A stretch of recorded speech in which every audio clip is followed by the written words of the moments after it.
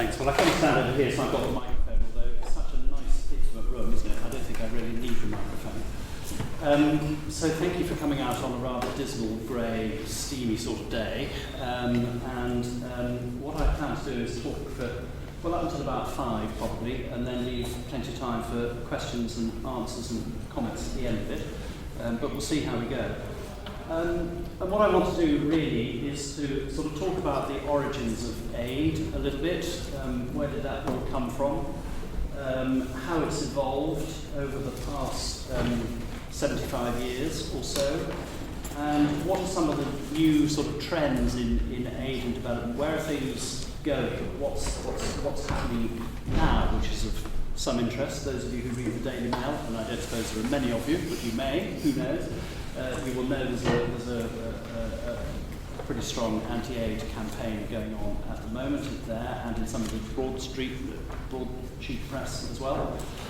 So we can perhaps have an exchange or two about some of those contemporary issues. But let's get back, before we get up to 2017, to maybe around 1943, because that's when a lot of this kind of stream of activity began towards the end of the Second World War. And what was happening in 1943, 1944 is that in the US, a couple of major conferences were going on the west coast of the US, a conference which led eventually to the creation of the United Nations, so the kind of political agenda. And on the east coast of the States, in a little New Hampshire fishing village called Bretton Woods, another conference was going on which led to the creation of the so-called Bretton Woods institutions, the International Monetary Fund and the World Bank. And if you get confused between what the two of them do, just remember the fund is a bank and the bank is a fund, and then all is clear. So the intention of these new institutions was to try to make sure that what had just been happening over the previous few years, a major global conflict, didn't happen again. That it would bring political and economic peace and stability to the world by creating institutions which kind of had an oversight, if you like, of what was happening both in the political and economic space in the world. And the first task, really, of these new found institutions was to bring Reconstruction, development back to war-torn Europe. So, the World Bank, to give it its full title, was the International Bank for Reconstruction and Development. And its focus of attention in the early years was Europe. The UK was a major borrower from the World Bank. So was France, so were a number of the other countries which had been, had a good deal of their infrastructure destroyed by the Second World War. Not Germany. This was intended specifically as a kind of an alliance of those who were on the winning side in the Second World War. So Germany, in the first few years after the war, was not eligible for borrowing from the bank. There was, of course, a political motivation in this, as well as wanting to bring peace and stability. It was about creating links, building up those links within the Western world, building, if you like, a sort of an ideological alliance around sort of the Western democratic model. Russia made it clear fairly early on that it didn't want to be part of that. It had the option of being fully involved in this, but its priorities lay elsewhere. The creation, and basically it started to create an alternative set of political and economic institutions. The Soviet Union and Comecon came along later. Anyway, to cut a long story short, the IBRD, the International Bank for Reconstruction and Development, began to lend substantial sums of money to Europe, and the US and Canada, to a degree, followed in that model as well. So the US made really rather large sums of money available, and also technical assistance, technical support. Capital aid is the name we really give to that transfer of major financial resources, technical assistance or technical cooperation to technical support. So a lot of that going in from the States into Europe through the Marshall Plan. Whose interest was the Marshall Plan? Well, it was the US's interest, obviously to build up trading relationships, trading partnerships with Europe, but also it was about politics.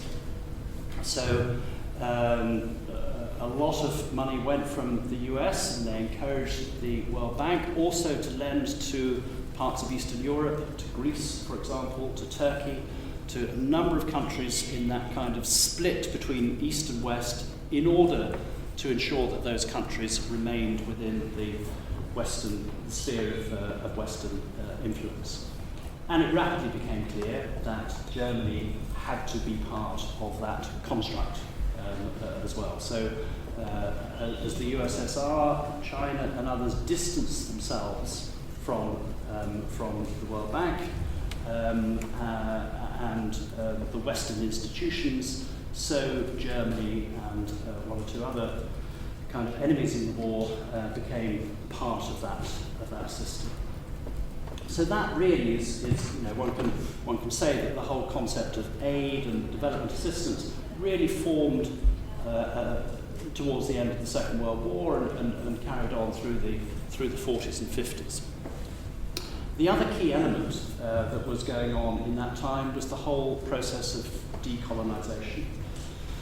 Started with India in 1947, and then moving through a number of Asian countries and a huge swathe of African countries in the late 50s, starting with Ghana in 1957, 1958, and a whole swathe of East African countries getting their independence in the early and mid 1960s.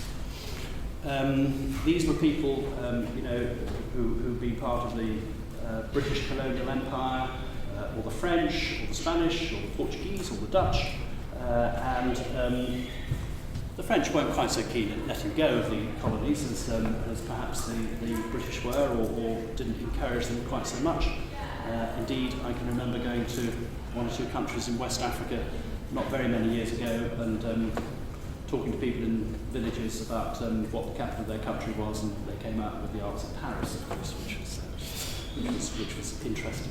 Anyway, as part of the post-colonial settlement, aid programs were put into place with those countries. Aid programs, again, formed of financial assistance and technical cooperation. Many of the judges, the teachers, the head teachers, and the senior civil servants were British or French or Dutch or Spanish or Portuguese or whatever. They had been the people who had been responsible for running the country. And gradually, through these aid programs, the intention was that within a generation or two, then those that then the indigenous population would go through all the capacity building, training, so that they would then be able to completely to run all those institutions. And actually, it wasn't so very long ago that you still had some sort of senior judges in one or two of the East African countries, for example, still in their positions in the mid-1990s. I remember when I was in East Africa signing the kind of farewell letter to the last British judge who was still a member of the Supreme Court in Kenya in 1994, 95, something like that. So that process continued. So aid was used as a way of binding people together, of continuing the health systems, the education systems that the colonial powers had put in place, and keeping them going, of genuinely wanting to help those countries get economically better off, but also there was a political element to it as well, of keeping them within that Western sphere of influence, in the case of the UK or France, or in the case of Russia or elsewhere, keeping them in the Eastern sphere of influence. So there was that competition going on all the time. And that competition really heated up, of course, when the Cold War got serious. You know, all this was kind of shaking down in the couple of decades after the after the Second World War, and then it kind of got more serious after the early 1960s. The Cuban Missile Crisis and all that sort of stuff meant that the depth of the Cold War increased, became chillier, and within Asia, within Africa, within those countries, you know, what was actually a Cold War in Europe became a much hotter type of war in those countries, with conflict between countries, often with governments supported by members of one ideology, Western or Eastern, and the opposition or the resistance, the rebels, supported by the other ideological category. So in many ways it kind of fueled this ideological conflict with sponsors supporting the countries in their sphere of influence, actually helped to push that some of those conflicts along, and really were not helpful in bringing those conflicts to an end. And issues like human rights, for example, tended to take a rather secondary place to the ideology. There's a story of a US Secretary of State, I don't know who it was, taking an African leader, let's say it was Mobutu from Zaire, in to see the president, and they had half an hour together, and whoever it was, whichever leader it was, left, and the president summoned his Secretary of State in and said, he said, "Oh gee, Secretary," excuse my American accent, "gee, Mr. Secretary of State, that guy was a real." And the Secretary of State said rather proudly, "Oh yes, Mr. President, but he's our." And I think that kind of gives you the sense that, I think I've just destroyed the microphone. I think it gives you a sense that, you know, what was important was which side of the ideological divide people were, rather than whether they were nice or nasty, whether they cared about the development of their countries or not. So a lot of the stuff you hear about, you know, corruption, about leaders having their bank accounts in Switzerland and all that sort of stuff, undoubtedly was there was a lot of truth in that period up to the end of the Cold War. The global dynamic changed quite dramatically at the end of 1989, and it's quite difficult to overestimate the importance of that shift. In just the same way that the end of the Second World War had signalled a major shift, and you know, the whole sort of starting of aid and development assistance, there was a big shift in 1989 with the fall of the Berlin Wall. Suddenly that ideological divide had broken, wasn't there anymore. Democratization, Western-style democracy had kind of won the ideological battle, we thought, forever, although maybe some of us are beginning to think that's not quite the case, but anyway, that's what we thought back in 1989, 1990. And the first wish of many of those countries in Eastern and Central Europe that had been part of the kind of Soviet bloc, they really wanted to get back to a Western-style parliamentary democracy. They wanted to, they were very keen to beef up their human rights legislation, etc., etc. And so there were actually quite significant aid programs going into those countries in Eastern and Central Europe, not masses of money, capital aid, because they didn't particularly need that. There had been no sort of conflict which had knocked down all their buildings and destroyed their infrastructure. This was more technical assistance. This was having to build up the capacity of those countries to be able to implement the changes that they really wanted to implement. So those countries like the Czech Republic and Hungary and other really moved extremely quickly. And the prize at the end of this, for many of them, was potential membership of the European Union. Remember those days when people actually thought it was a prize to become members of the European Union? These are different times, I'm afraid, now. But in those days, becoming part of the EU was what so many of those countries really wanted to do. And as, in a way, that support for those countries was conditional, although they really wanted to do it, as it was conditional on improving their human rights situation, in building up their democratic institutions, etc., at liberalising the economy, at addressing issues of corruption, of getting the hands of state off the levers of the private sector. As all that happened, people began to think, well, if we're making our assistance and support to these countries, as it were, conditional on doing that, shouldn't we be doing the same in our support for developing countries too?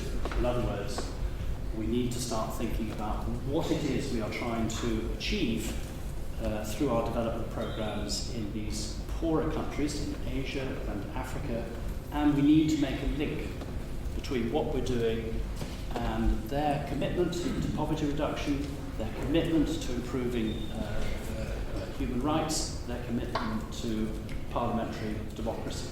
So in the early 1990s, you saw this kind of quite significant shift as people began to think, what is this all about? What are we trying to do with our aid programs? What is development anyway?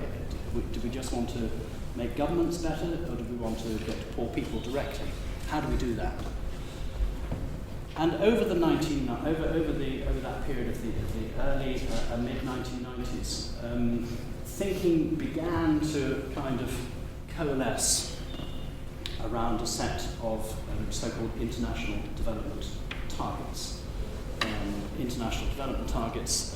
Much of that thinking going on within the Development Assistance Committee of the OECD, and I can say a bit more about this as we come on, but I don't really want to sort of interrupt the flow of my narrative to do that. But the guardians of what counted as aid and what didn't count as aid, of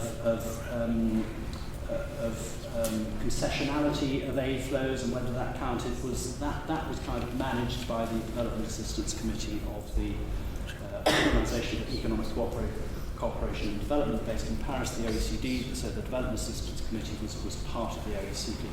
So a lot of thinking going on in the DAC and in, of course, the United Nations system, which had held, been holding various conferences, particularly in the 1990s, around education issues, around health issues, around population issues. Anyway, the short point I'm making is that these international development targets began to take some shape, and in this country, in the UK, they were in particular picked up on by what was then the opposition, Labour Party. And when they came into government in May 1997, probably all just about, probably can't remember it, but you were probably just about around then. In May 1997, a few things happened. First of all, a new Department for International Development was created with a Secretary of State, its own cabinet minister, which hadn't happened before. Just to go back over the history a little bit, there had been in the 60s and 70s a separate Ministry of Overseas Development. In May 1979, when the Thatcher government came in, that was folded into the Foreign and Commonwealth Office, and the Ministry of Overseas Development became the Overseas Development Administration. And for that period between 1979 and 1997, the Overseas Development Administration was part of the Foreign Office, although with its own sort of minister, but the minister was not by right in cabinet, although they went to cabinet meetings from time to time. So May 1997 then, a new government came in under Tony Blair, its own new Department for International Development, the Secretary of State, Claire Short, and one of the things that she wanted to do, or the government was committed to doing straight away, there have been discussions about it going on for some months before, was to write a white paper. White paper, you're probably familiar with, is a government, is a paper that sets out government policy, as opposed to a green paper, which is a consultation paper. So you put a green paper round, you ask lots of questions in it, and people give answers to it. A white paper is one that is kind of established government policy. So that white paper was written over a period of 6 months in 1997. I remember it very well as I did it. And those international development targets, which I mentioned before, were absolutely at the centre of this white paper. There were 8 of them, 8 of these international development targets.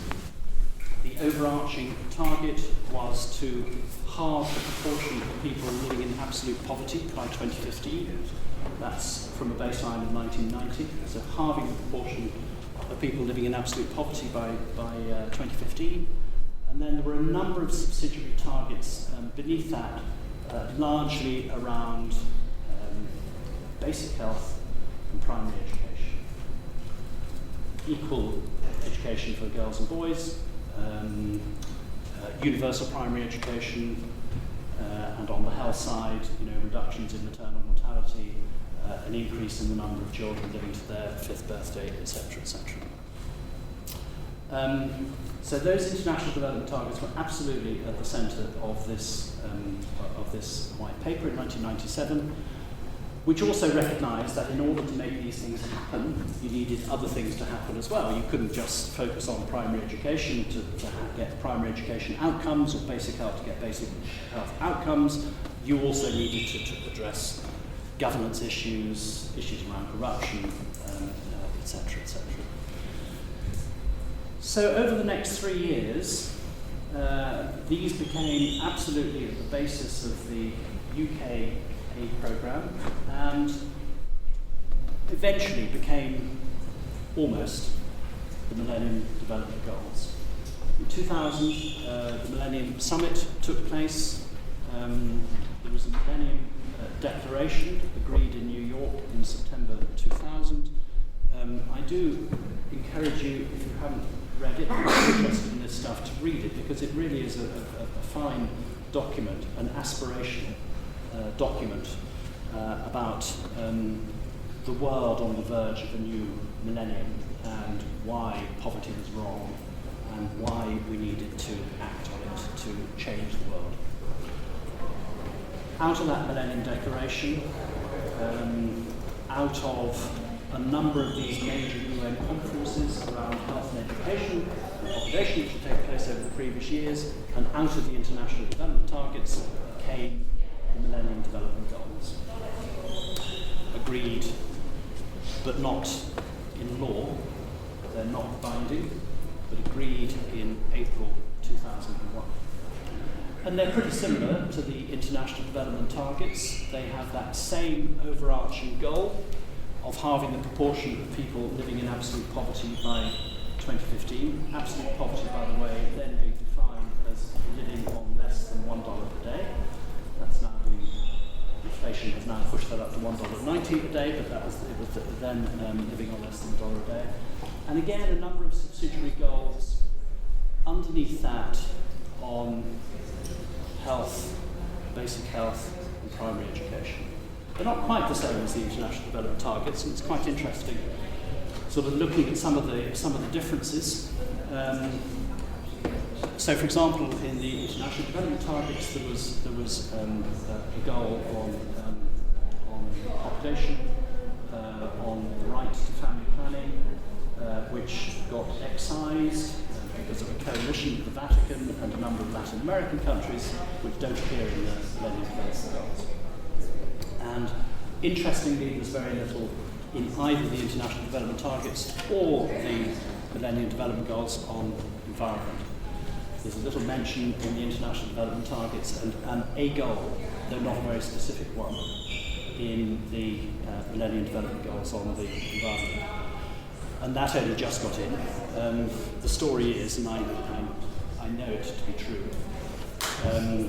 the Deputy Secretary of the UN, Mark Brown, who happens to be a friend of mine, largely drafted these Millennium Development Goals on the 34th floor of the UN building.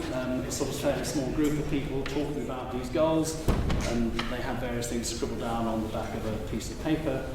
Mark went off to the photocopier to copy these down so he could show them around everybody, and on his way to the photocopier bumped into Klaus Topfer, who was then the head of the United Nations Environment Programme, and thought, shit, we haven't got anything in there on the environment, so we better put something in. So hence there is a small mention of the environment in the Millennium Development Goals, but not a particularly significant one. So those Millennium Development Goals then became the framework, as it were, for development to happen over the next 15 years. All that was the intention. They actually took quite a long time to get any uptake. People, first of all, I think, just thought halving the proportion of people living in absolute poverty by 2015 is an absurdly optimistic goal to achieve. We're never going to get there, so why are we going to even think about trying? And I think it's true to say too that some of the major developing countries, the Chinas and the Indias, which we then thought of, we probably don't think of them in the same way now, but we then thought of China and India as being sort of the major developing countries, were also, didn't really buy into this MDG stuff. They saw it as a bit of a Western imposition. They were going to do development in their own way anyway, so didn't really buy into that, into those goals. I think they got a bit of a boost with some UK help and support in 2004, 2005, with the Commission for Africa work, and I can say a bit more about that if people are interested a bit later on. The Gleneagles Summit, which had Africa absolutely at the centre of the agenda in the middle of 2005, and the whole Make Poverty History campaign. Again, probably some of you will remember at least a bit about that Make Poverty History campaign in 2005, which was a pretty big deal in this country and to an extent globally as well. So that all gave these Millennium Development Goals and pushed them up the agenda in a quite important way. A third, I've talked about the end of the Second World War as being a kind of, a really sort of strong moment in the history of all this, and I've talked about the end of 1989 as being a really strong moment in the end of all this. We should also not underestimate the importance of what happened in 2008, 2009. The global financial crisis, or what the Chinese, I think, refer to as the North Atlantic financial crisis, which really changed the balance of power in the world in a really very significant way indeed. In the same way that that kind of east-west split in the world that we were so fond of talking about, for convenience before the end of the Cold War, really after 2008, 2009, that north-south split, it became much more difficult to categorise the world in that way of the rich north and the poor south. What happened after 2008, 2009, or was indeed already happening? Well, many of the countries in the poor south, China and India and Indonesia and a few countries in Africa too, were growing their economies at 7, 8, 9, 10% a year. And many of the countries in the rich north, their economies were either stagnating or growing at very low rates of 1 or 2% a year. The consequence was that hundreds of millions of people were being pulled out of poverty in China and India through that strong economic growth, combined with some pretty good policies, and the rich North was finding it more and more difficult to fulfill its part of the MDG bargain, which was to provide the funding that was required to carry through some of this. Because the implicit, at least implicit, compact of the Millennium Development Goals was that the Poor South would put in place the policy measures, do all the hard lifting, heavy lifting that was required in order to deliver on these goals, and the rich North would provide most of the finance. Well, that became increasingly complex and difficult after 2008, 2009. And as I say, many countries, particularly in Southeast Asia, South Asia, but also a number of countries in Africa, were doing pretty well against these Millennium Development Goals. And that goal of halving the proportion of people living in absolute poverty by 2015, which many people had assumed was just a ridiculously sort of difficult and optimistic possibility, was reached 2 or 3 years ahead of time. And by the way, China and India, who were making this fantastic progress towards these goals, increasingly embraced them, increasingly were positive about the MDGs and used them as a measure of their policy success in making progress against those goals. So by 2012, 2013, that overarching goal of halving the proportion of people living in absolute poverty had been reached. Of course, the world population had increased a significant amount over that period of time too. And some of the other goals, fantastic progress against some of the goals, getting more and more children into primary education, for example. A lot of that, the consequence of the debt relief package that had been agreed at Glen Eagles in 2005. Less progress on some of the health issues, maternal mortality, etc., had not decreased as fast as people had hoped.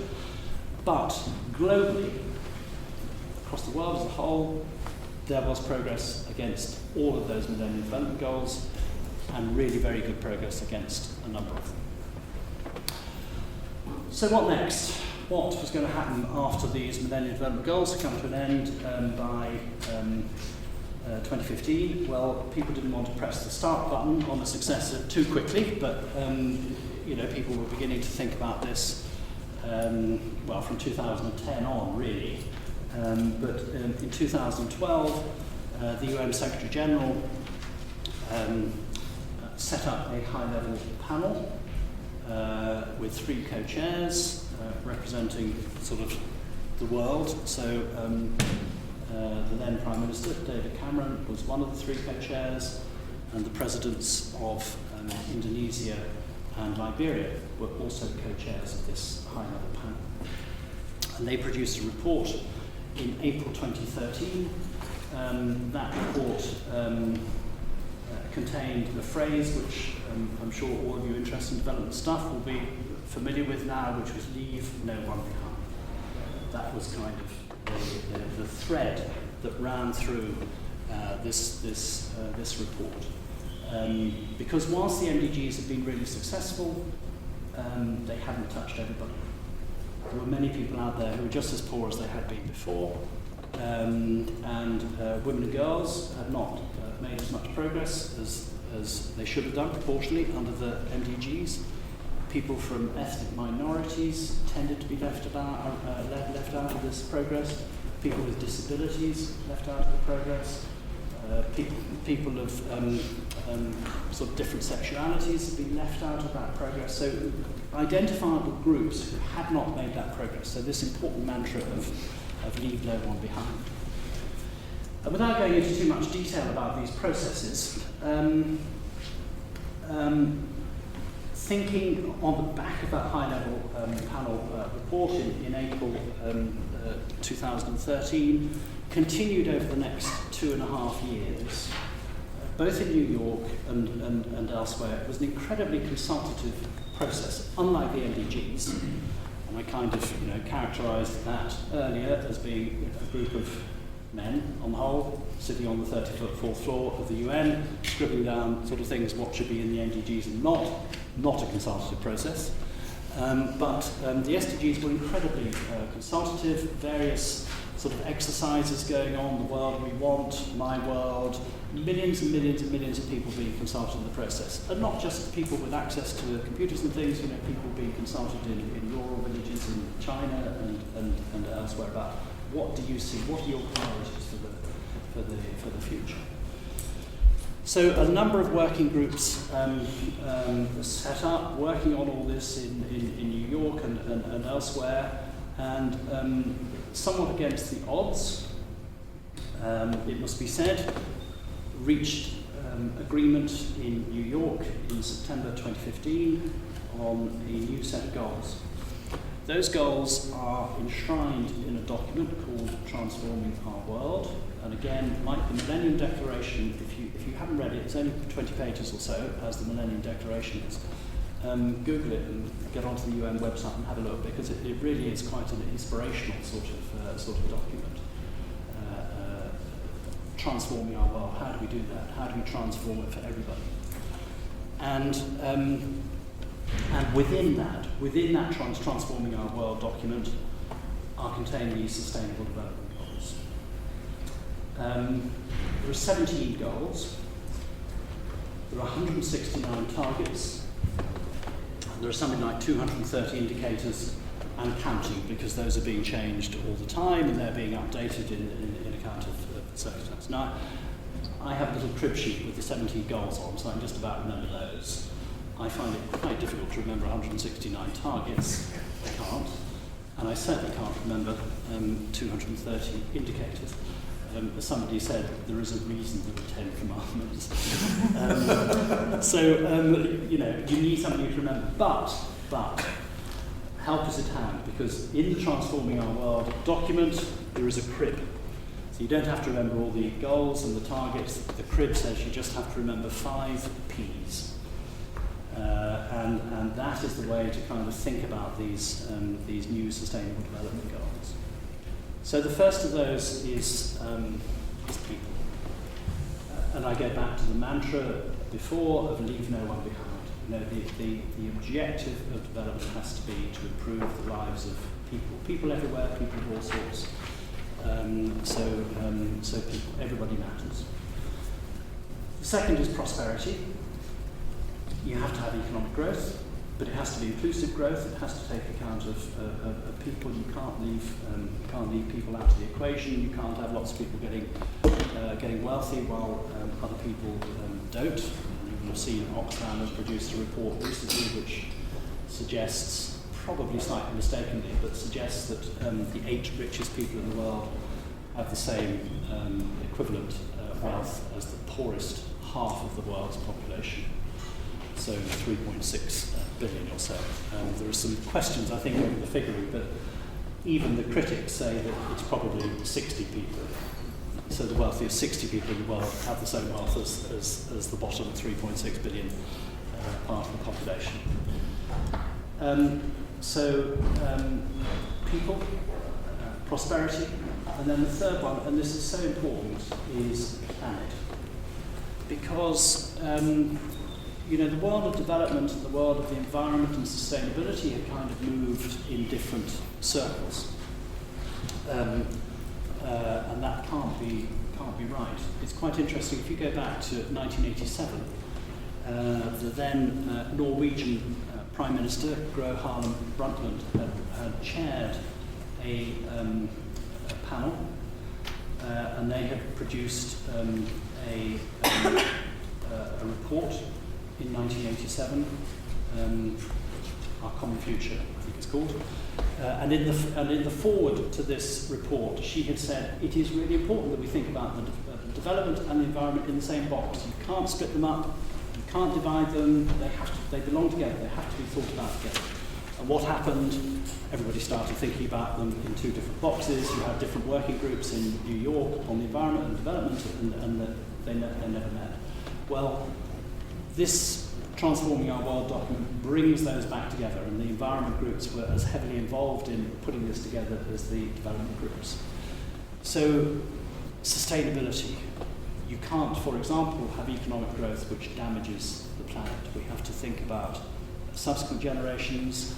I think one of the key things that had happened between 2000 and when the STDs were being thought about, of course, was the understanding that climate change was happening and that it was largely the result of human action. That was not accepted back in 2000. I think that was a major shift.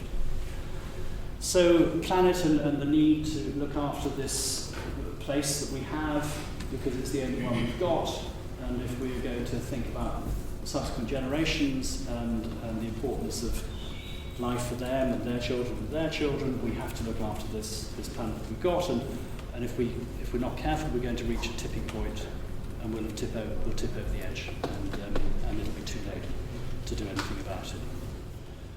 And then the fourth P, so just to rehearse them again: people, prosperity, planet, and then the fourth P is peace. And that is also quite significant because the development community, in a way, have been quite reluctant to embrace the kind of peace and security agenda because they kind of feel it takes you into potential sort of, security issues and military involvement and all that sort of stuff, and very reluctant really to embrace that.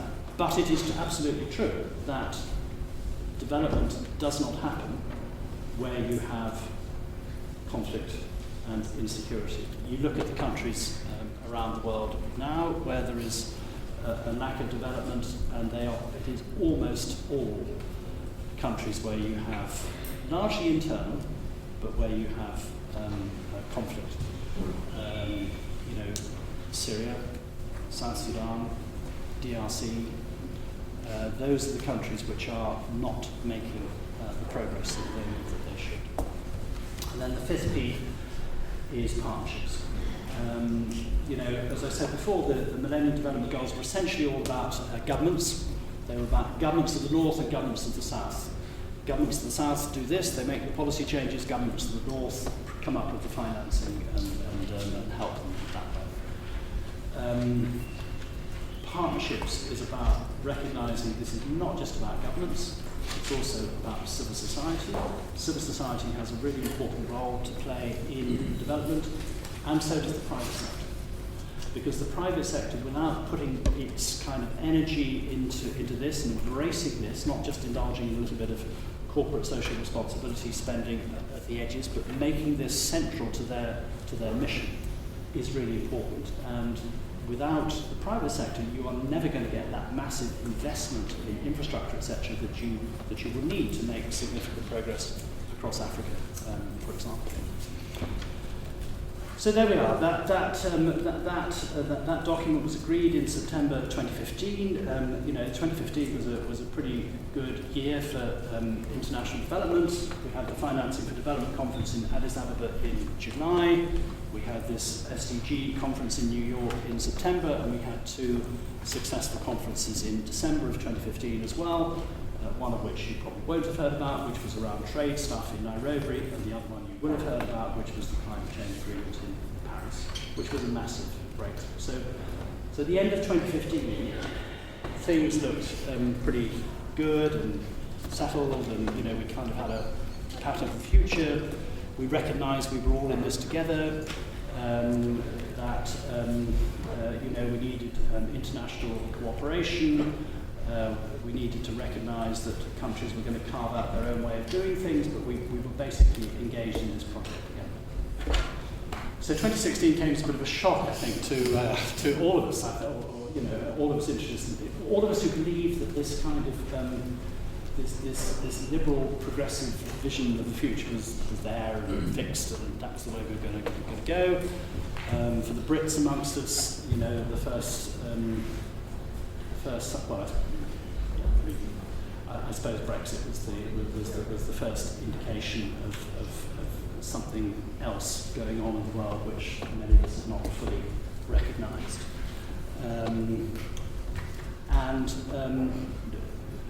Again, we can talk a little bit about the risks of Brexit and the opportunities, because there probably are, if we think hard about it, opportunities around Brexit as well as downsides.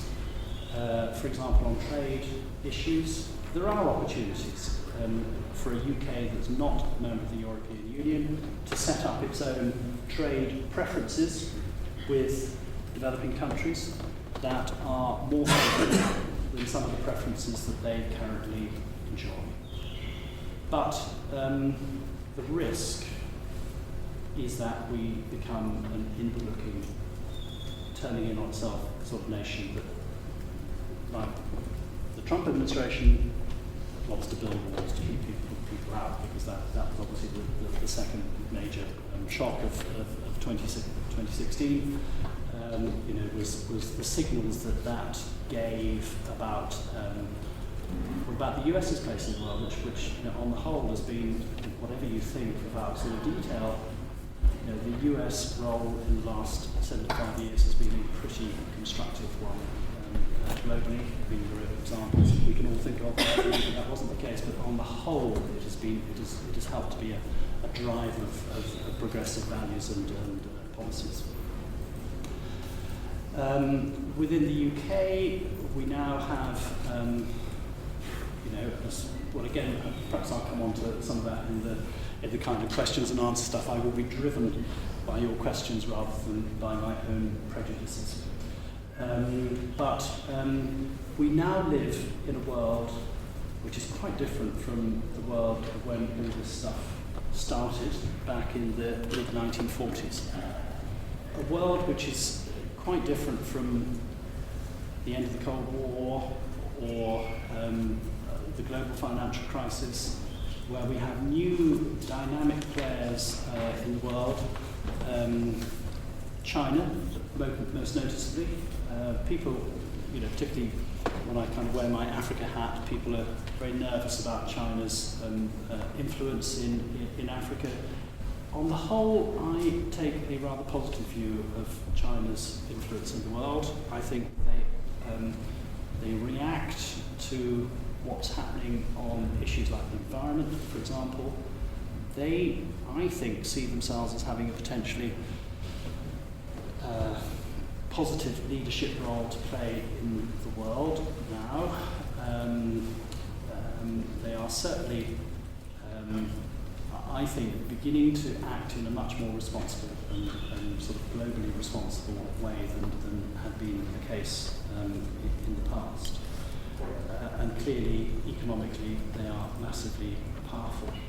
So the political and economic power dynamics of the world have been shaken up.